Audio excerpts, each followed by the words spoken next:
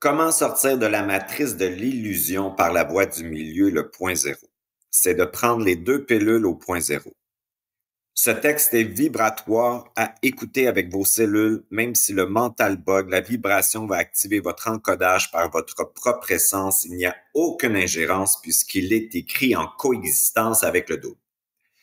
Prendre le chemin du réel, la pilule rouge, est un processus qui t'amènera à prendre le chemin de la rébellion et du refus de ton attachement à la matrice et à ton entité maîtresse qui te fait croire que c'est toi qui penses et ressens. Ceci t'amènera à désillusionner et à te détacher de ce que tu croyais être, en prenant un risque incroyable de peut-être même disparaître dans le néant, puisque ton petit jeu, ton ego planétaire, est une compensation à la déconnexion du plan morontiel et à l'abîme. Mais une force plus grande te poussera à te désidentifier à ce que tu crois être pour délester la mémoire accumulée par l'âme et la brûler pour sortir celle-ci de l'astral et de son illusion et à ton attachement à la matrice et à tes consentements inconscients au monde archétypal holographique pour trouver le réel. C'est un chemin qui te fait passer de la croyance au savoir. Beaucoup de deuils devront être faits, mais à chaque fois, tu trouveras plus de liberté vibratoire. Tu devras plonger à l'intérieur pour toucher et voir tout ce qui habite ta psyché pour le transmuter. Parfois, c'est très inconfortable. Ça prend beaucoup de courage, mais ton écœurement de ton personnage matriciel parasité est plus fort. Alors tu plonges et brûles de la mémoire et des croyances. Tu les transmuteras, tu trouveras ton double, ton ego universel. Je sais, je suis. Tu auras une colère surmentale qui te fera briser les formes. Le grand jeu, ton double te parle en dessus et les antennes sont intérieures et te donnent l'information juste et essentielle qui émerge de toi et en toi. C'est le bon poste de radio. La radio, c'est le cerveau et le système nerveux central est l'antenne. Ça calme, apaise et ancre. C'est ce que l'on appelle le surmental, sans émotivité duelle, en fait sans mémoire émotionnelle. Ça guide le petit je et le ramène dans le réel. Ton double est dépolarisé et crée sa propre matrice à partir de sa propre autorité. Il définit l'extérieur, jamais il ne se laisse définir par celui-ci. Il soumet en horizontalité l'invisible et il est souverain. Il coexiste et maintient sa fréquence sans se laisser envahir. Il sait ce qu'il sent, mais ne le ressent pas parce que la vitesse du savoir est plus vite que l'émotion. Il ne la dénie pas, mais elle n'est qu'une information, pas ce qu'il est. Tu te situes au centre des polarités, tu es hors matrice. Si tu restes attaché à l'histoire de ton petit jeu pilule bleue, tu auras des faux bénéfices. L'illusion d'exister en accumulant de la mémoire et te positionnant dans des croyances que tu penses tiennes comme ressentir, penser, désirer, vouloir souffrir, te battre, survivre, sauver, guérir, exister, chercher, posséder, soumettre, aimer, etc. Mais sache que tu dors et que tu es sous hypnose. L'inconnu de tes profondeurs te fait peur, alors tu continueras à croire ton personnage possédé par une entité maîtresse. Tu auras l'illusion de ton libre arbitre et tu réfléchiras à ton identité et tu consentiras la matrice en te soumettant aux autorités planétaires, mais surtout occultes. Tu seras dans un consentement spirituel qui te maintiendra sous emprise du haut astral ou du bas astral. C'est la même chose. L'astral, la matrice est dans ta tête. Tu es dans un rêve avec une vision bien précise qui te fait voir le théâtre sous la vision de ta propre programmation. Le monde spirituel occulte et ses pièges sont dans tous les êtres et dans tous les rôles de cette simulation numérique liée au programme karmique et à ta propre programmation. Que tu sois dans l'amour astral ou dans le rôle du bourreau ou du sauveur, tu es assujetti à une programmation, tu rêves, je pense, donc je suis, tu appartiens au rêve de la séparation. Ton petit jeu, la personnalité a des antennes extérieures. Il reçoit l'information de la matrice et croit que c'est lui qui pense. Le piège astral, c'est de croire que c'est nous qui pensons et ressentons.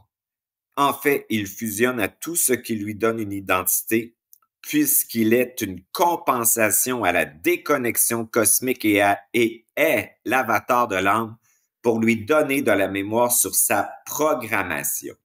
Il porte au niveau du mental inférieur et de son corps astral émotionnel une entité maîtresse, c'est-à-dire une entité coupée du monde morantiel, dépolarisée, qui se nourrit des louches émotionnelles et mentales du petit jeu et crée par lui sa réalité par procuration et le maintient sous l'emprise du karma et de la mémoire de l'âme et de ses faux consentements à sa programmation planétaire. Le petit jeu réfléchit son identité et aime ressentir même la souffrance pour se donner l'illusion d'exister.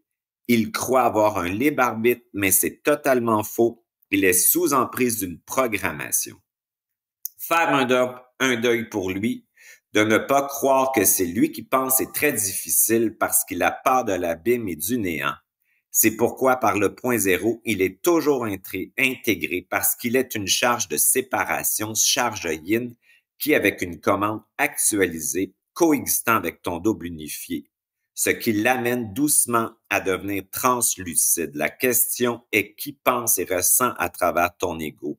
Qui et pourquoi te fait penser et ressentir ça? Le travail de désidentification et de délestage de la mémoire et de l'histoire commence enfin.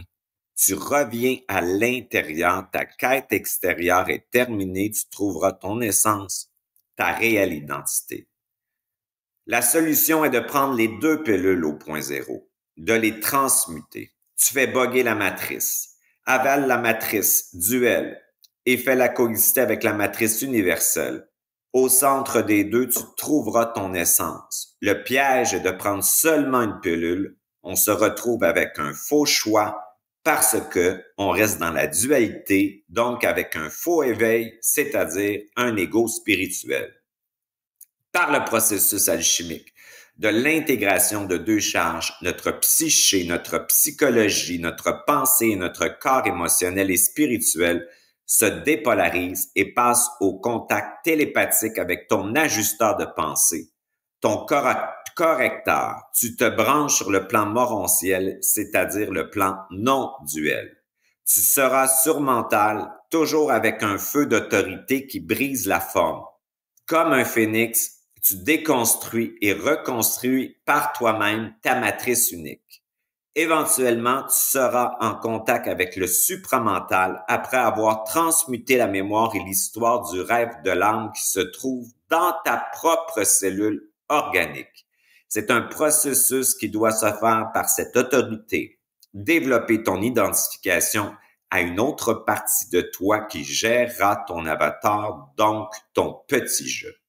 La prise de possession de notre corporalité, l'ancrage magnétique par le point zéro, doit être plus que jamais priorisé avant la dissociation et la sortie du corps vers des mondes virtuels numériques qui nous amènent hors du corps et qui permettent l'envahissement du monde astral, c'est-à-dire l'emprisonnement dans le système archontique astral. Une simulation numérique qui nous trappe dans la programmation imposée par la matrice duelle, liée à la chute de l'âme qui s'est retrouvée cloisonnée et maintenue sous hypnose, piégée dans la croyance erronée de son exclusion et de sa quarantaine et de la mise en forme du petit jeu, séparé, lié à la perte du savoir pour la croyance. L'astral, c'est la croyance duelle. La dissociation et la fragmentation traumatique de ton histoire permet à l'astral la prise de possession de l'organique et du psychique par le numérique et le chevauchement astral peut s'implanter. On devient alors plus fragile à l'induction, à la possession astrale. En fait, on est tous des portails organiques qui jouent des rôles archétypaux du triangle de Cartman. Notre ancrage par le zéro et la coexistence des charges positives et négatives permet à notre fréquence de vibrer et d'habiter notre vide. Le champ quantique. En fait, notre cellule devient plus magnétique et l'électricité peut émerger de la cellule dans notre matière organique et dans notre vide interstitiel, prendre son territoire par sa fréquence essence dans son véhicule organique, comme une caisse de résonance habitée par notre note unique, notre signature vibratoire, son propre espace. Le champ quantique étant en fait la source. La reprise de notre territoire, le plein corporel et de son vide interstitiel permet à notre divinité de s'incarner, c'est-à-dire que le double observateur se positionne à l'intérieur du corps. La sortie de matrice se fera par la corporalité, par le spin de l'atome, par la matière organique, le féminin sacré qui reçoit l'esprit électrique. Le temps est venu de réconcilier le haut et le bas au point zéro, le noir et le blanc au point zéro. Par l'induction de la parole de votre double merkabique dépolarisé, vous activez par vos commandes une participation active sur vos possibilités de sortir de la limitation du conditionnement pour la création de votre réalité en définissant ce que vous voulez vivre.